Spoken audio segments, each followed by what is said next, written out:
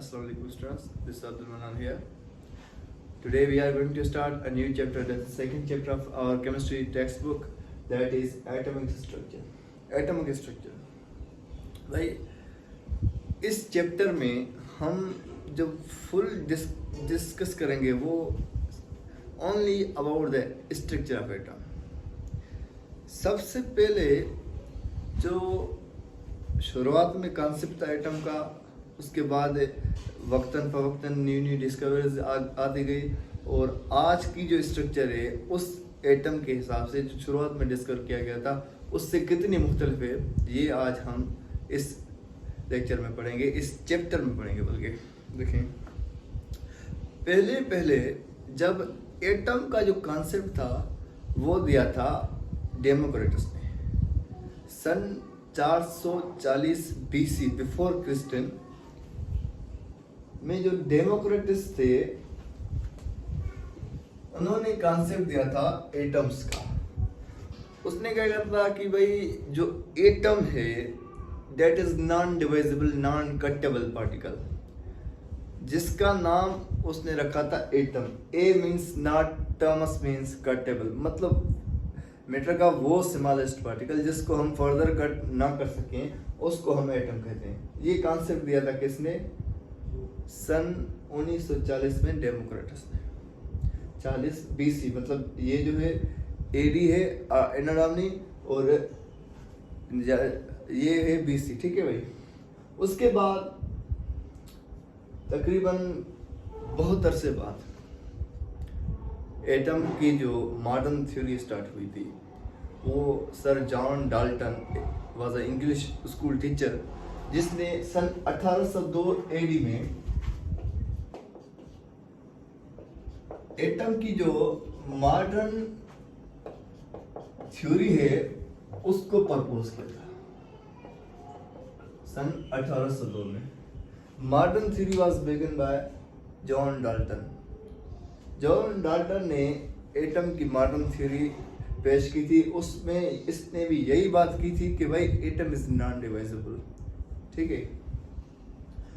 इस थ्योरी में I think there are 7 postulates out of which one is correct. That John Dalton की जो theory थी उसमें 7 postulates थे, जिसमें से एक जो थी उसमें से सही थी कि भाई atom are combine in the reaction in the according to laws of conservation of mass. ठीक है. मतलब जो after the reaction before the reaction में एटम्स क्रिएट भी नहीं होते और डिस्ट्रॉय भी नहीं होते. ये बात उस थ्योरी की ठीक थी. और इसका जो कॉन्सेप्ट था एटम की वजह से, एटम के बारे में, वो क्या था कि एटम इज अनडिवाइजिबल. ठीक है. उसके बाद सन 1886 में गोल्डस्टीन ने ये प्रूव किया था कि भाई एटम इज डिवाइजिबल. ये दो साइंटिस्ट थे जो ये कह रहे थे कि भाई एटम इज अनडिवाइजिबल. इन दोनों को गलत किया था गोल्डस्टीन ने 1886 में. क्या कहा था कि इसने कहा कि भाई जो एटम है वो डिवाइड हो सकता है. इसने क्या कहा? प्रोटॉन डिस्कवर किया. Proton was discovered by Goldstein in 1886. ठीक है. 1886. और किसकी मदद से? By in the discharge tube. ये एक ट्यूब, डिस्चार्ज ट्यूब लिया था, इसकी मदद से इसने जो है प्रोटॉन को डिस्कवर किया था. ये एक ट्यूब था जिसको हम क्रूक्स ट्यूब और डिस्चार्ज ट्यूब कहते हैं. इसमें इसने प्रोटॉन को डिस्कवर किया था. ठीक है. उसके बाद सन 1897 में जे थॉमसन डिस्कवर्ड इलेक्ट्रॉन. ठीक है.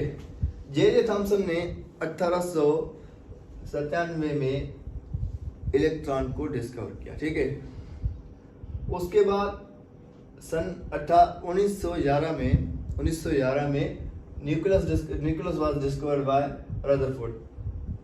और 1913 में the idea of energy level given by the Neil Bohr and 1932 में न्यूट्रॉन वाज डिस्कवर्ड. इससे हमें ये पता चलता है this is the only timeline, this is the only timeline that was discussed in our book.